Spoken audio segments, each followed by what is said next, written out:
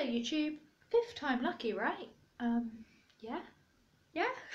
Okay, so I haven't made a video for ages because I don't really want to use YouTube as my main method of social media because I've been a bit distant from social media because chronic illnesses, uni, yeah. But right now I have nothing to do because I quit my job because of my chronic illness and I have a baby migraine, so I'm not going to risk going for like an 8 p.m. run even though I'm feeling quite energetic considering the baby migraine, but oh well.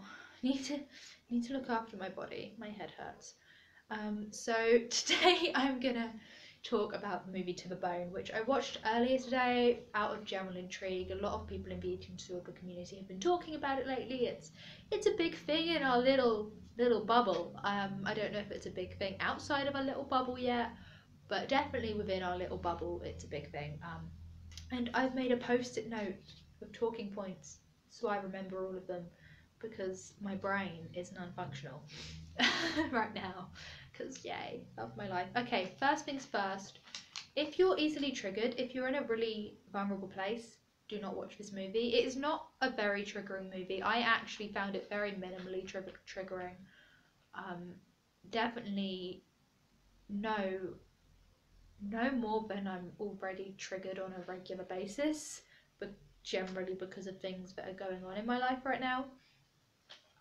So it's not very triggering, but obviously there are skinny people, there is mention of weight and calories and exercise. So if you are easily triggered, please do not watch this. Please protect your recovery because it's just a movie at the end of the day and your life is so much more important than a movie. Okay, now on to all the good points of this movie.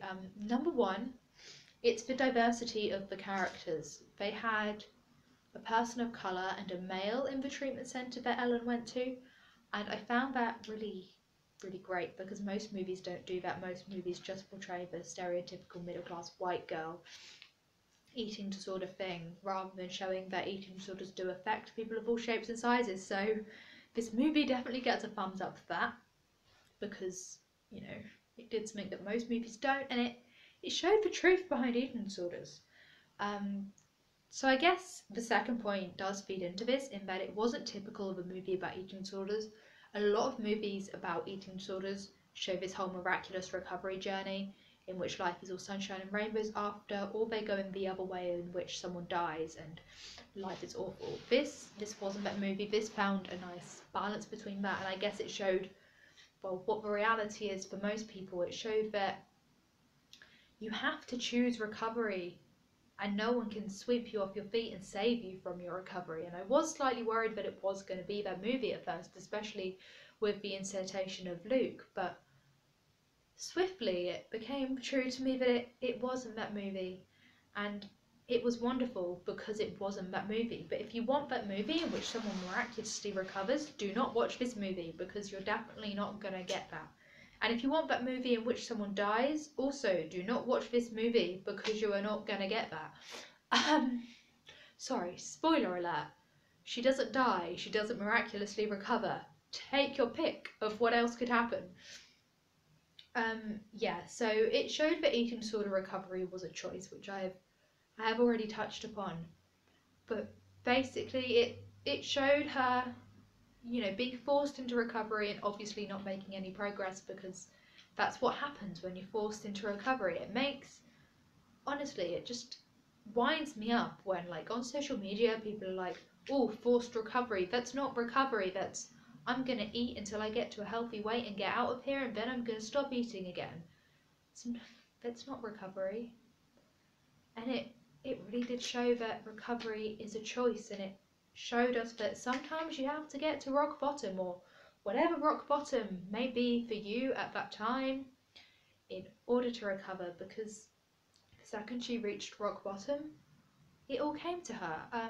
And the same happened to me. I mean, I wouldn't necessarily say it was rock bottom. I think it was more being scared that my 8, no, 7, possibly 7-year-old brother at the time, possibly, I'm going 7, possibly 7-year-old brother at the time would see me die, because, or like go into cardiac arrest or see something really awful happen to me and me wanting to protect him from that. I think that was kind of the turning point in my recovery. But yeah, that's kind of like when I first made the decision. Like, I never had any major rock bottom. I was never hospitalized. I was never inpatient. But it was just that simple for me. For other people, it's a lot less simple. But there we are. I'm just like an easy person, I guess. Yeah, it was quite a realistic and relatable movie, I guess, because I mean, I know the setting of this miraculous treatment home isn't very relatable. Most people don't get to go to this beautiful treatment home because they can't afford it, the places aren't available. But all of that aside, I definitely did find myself relating to it a lot. I definitely think it did show the reality of an eating disorder. It showed that, I mean, it didn't glamorize eating disorders in the way that a lot of movies do. It showed that she really didn't want to be there. And I think it did show that in how, like, when she found out her loved ones were hurt by what she was doing, she was hurt by it, which is true. We are all hurt when we see we are hurting others around us. We're not heartless human beings. We don't want to hurt you, and it hurts us when we know that we're hurting you. It's just that some of us don't know how to deal with that hurt in the best way and don't openly show it. But in this movie, she did. So I think it did really add to the movie in that respect, of that eating disorders aren't wonderful. No one wants an eating disorder. No one's happy when they have an eating disorder. And I really liked that. I also liked just like the little comments that, I mean, I related to personally. I don't know if anyone else did, but like when she was told that she looked like a ghost, and when she was asked if she did a lot of sit-ups, or was told that she did a lot of sit-ups, I really related to that because I've had those things said to me before back in my anorexia days. So it gave me some flashbacks. Yeah. And my final comment is on the fact that the actress Lily lost weight to take on the role.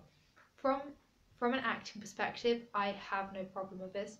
From an acting perspective, it is things actors do: gain weight, lose weight, change their hair, whatever, to take on a role. It's just part of getting into the character. And as long as it wasn't forced, which from my understanding it wasn't forced, and as long as it wasn't unhealthy, and as long as it wasn't risking her mental sanity, which from my understanding it wasn't, it's okay. And I totally support that, and I totally understand that there was a need for the movie to be semi-realistic in order for people watching it to get emotionally attached to it. I think by giving her the label of anorexia, maybe not for those of us who have eating disorders and understand that they can come in all shapes and sizes, but for people who don't have eating disorders, never had eating disorders, and who don't understand that, they need to see someone who is super skinny. And I know the effects did help a lot with that. They need to see someone who is really skinny and actually looks like they're on their deathbed for them to believe the movie and be emotionally attached to the movie, which, you know, fair play, right? If you don't understand an eating disorder, you're going to have to see the stereotypical version of it to be emotionally attached to a movie. Yeah, so that is it. I definitely recommend the movie if you're in a stable enough place to watch it. I recommend it to people who don't have eating disorders because I do think it gives good insights into eating disorders. It shows that it isn't just about weight, shape or size. It shows that it's about something that is used to control something else. So do recommend, do watch, just look after your health first, and that is it. I will see you in my next video. If there ever is a next video, depends on how bored and inspired and yeah, all of that I get. Yeah, so I will see you in my next video. Remember to like, comment and subscribe for the miraculous next video, which may come tomorrow and may come in a year's time.